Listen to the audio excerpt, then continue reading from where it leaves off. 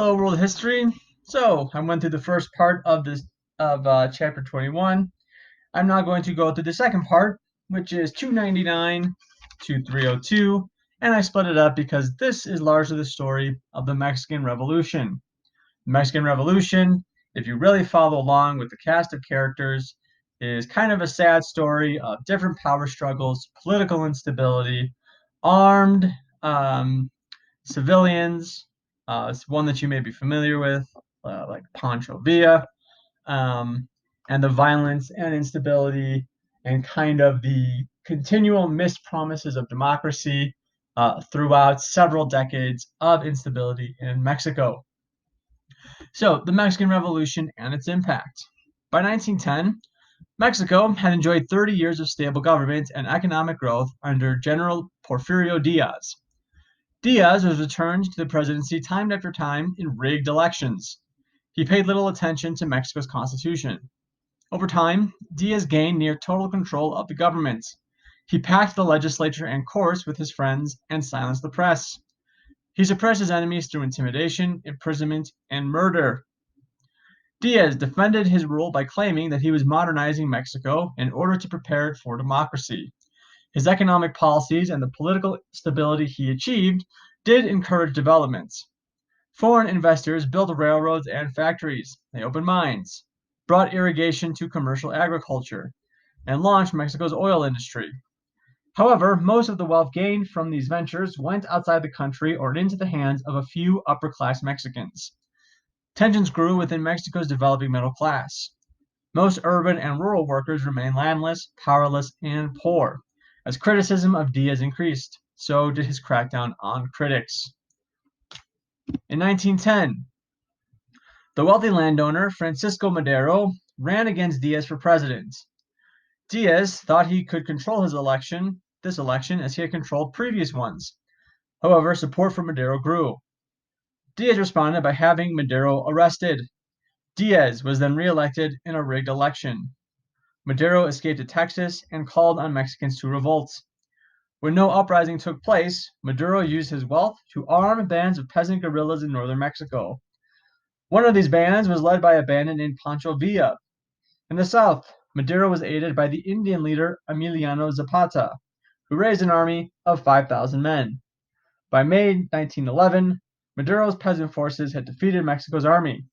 Diaz fled to Europe, and Maduro became president. Maduro's presidency was unstable and brief. He made democratic reforms, but lost Zapata's support when he refused to return lands that wealthy landowners had seized from the Indians. Unhappy industrial workers took advantage of their new democratic freedoms by forming unions and going on strike. Those who still supported Diaz were also upset and launched revolts. These revolts were put down by Army General Victoriano Huerta. Madero also lost favor when he placed a tax on Mexico's oil production, much of which was under U.S. and British control. Hoping to protect American investments, U.S. President William Howard Taft supported Huerta. He mobilized U.S. troops on the border and in the Gulf of Mexico, although they never engaged in battle. In February 1913, Huerta forced Madero to resign. He then had him executed and became president. Cold. However, Huerta was soon overthrown by forces loyal to Madero's ally, Venustiano Carranza. These forces were led by Villa, Zapata, and a rancher named Alvaro Obregon. U.S. President Woodrow Wilson, who succeeded Taft in 1913, remember we're on the cusp of World War I here, sent arms to the pro-Carranza rebels, despite the fact that the United States had supported Huerta in the previous administration. He also sent U.S. forces to seize Mexico's main port city of Veracruz to help in Huerta's defeat. Huerta fled. In August 1914, Carranza declared himself president. This turned Villa and Zapata against him. However, by late 1915, both had been defeated by Carranza. Widespread warfare ended, although sporadic fighting continued until 1934.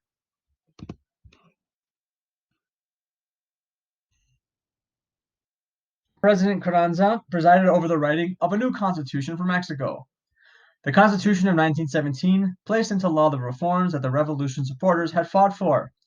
It empowered the government to seize and redistribute land of wealthy landowners. It set minimum wages and maximum hours for workers. It created government-sponsored retirement, life, health, and unemployment insurance programs. It also gave workers the right to form unions and to strike. It provided all Mexicans with a free public school education and granted them freedom of religion. These measures greatly reduced the long-held power of the Catholic Church. Finally, the new constitution nationalized all the country's mineral and oil resources. The Constitution of 1917 made the Mexican Revolution a social revolution as well as a political one. However, Carranza failed to carry out most of the reforms called for in the Constitution. As a result, workers and peasants backed the war hero Obregon for president in 1920. When Carranza tried to arrest Obregon, fighting broke out again. Carranza fled with the nation's treasury but was captured and killed. Several months later, Obregon became president in Mexico's first fair and peaceful election. Many historians view Obregon's election as the end of the Mexican Revolution. Obregon was committed to social reform. However, he had to move carefully to avoid angering the Catholic Church, foreign investors, and other elites. Periodic rebellions, assassinations, and other unrest continued. In 1928, Obregon was elected president again, but was assassinated before he could take office.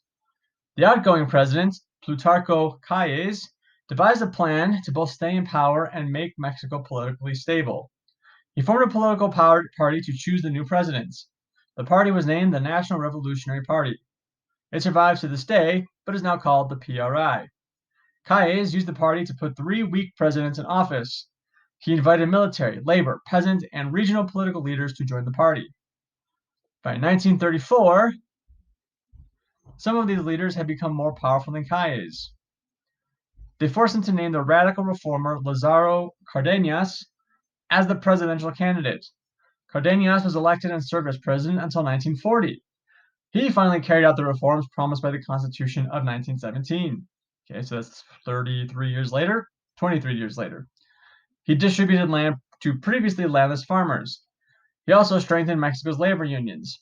In 1938, Cárdenas seized Mexico's railroads and oil industry from foreign control and nationalized them. This is going to make the United States very angry, and it smells a lot like socialism when you take private industries and you nationalize them or put them under government control. Cárdenas also expanded the PRI. He strengthened the peasants' power in the party. He also doled out government benefits to various groups in return for party support. Under Cárdenas, Mexico became what has been called a one-party democracy. The PRI controlled Mexican government for the rest of the 20th century. Cárdenas' reforms caused some historians to view 1940 instead of 1920 as the true endpoint of the Mexican Revolution. Revolution's impact. Many Latin Americans, admired the Mexican Revolution for its political, social, and economic reforms. The influence of the Mexican Revolution weakened the power of South America's traditional elites. Argentina, for example, gave all males the right to vote in 1912. 4 years later, the Radical Civic Union, a political party supported by Argentina's growing middle class, came to power. Its leader became Argentina's first president elected by the people instead of selected by the oligarchy. Reforms continued in other Latin American nations as well. By 1920, Peru and Chile had reform-minded governments. In Peru, reformers advocated for rights for the nation's Indian peasants. Chile's new constitution of 1925 allowed reforms that benefited urban workers. In 1929, Ecuador became the first Latin American nation to grant women the right to vote. By 1934, Brazil, Cuba, and Uruguay had done the same. Elsewhere, calls for reform often resulted in military intervention. In 1925, urban and labor unrest in Ecuador caused the army to overthrow the government. Unrest in Ecuador prevented any meaningful social reforms. In Bolivia, war with Paraguay delayed reform. In 1936, radical army officers ended more than 50 years of civilian government. Bolivia's new military rulers enacted worker-friendly labor laws, but little else changed. In Paraguay, the war was followed by a military coup, dictatorship, and even less change. In Brazil, the country's wealthy landowners controlled the government. They were known as the coffee elite. because of the source of their wealth. In the 1920s, members of Brazil's growing urban middle class joined with young army officers to oppose the government. They called for labor and land reforms and for nationalizing the country's natural resources. Their efforts to incite revolts plunged Brazil into a decade of unrest. The dictatorship of Juan Vicente Gomes that began in Venezuela around 1910 continued until 1935. By then, Venezuela was the world's leading exporter of oil. The oil boom brought high-paying jobs and paid for roads and other improvements. It also enriched Gomez and his supporters. However, most Venezuelans continued to live in poverty. Political activity was outlawed, dissent brought harsh punishments, including execution. After 1935, Venezuela went back and forth between dictatorship and a more open government. For a brief time, civil liberties and the right to political activity were protected. However, Venezuela's president restored the dictatorship in 1937. Political activity was permitted again in 1941. 4 years later, the president was overthrown by a group of military officers and civilian leaders who enjoyed popular support. This action marked the first time in Venezuela's history that a political party supported by a majority of the people came to power.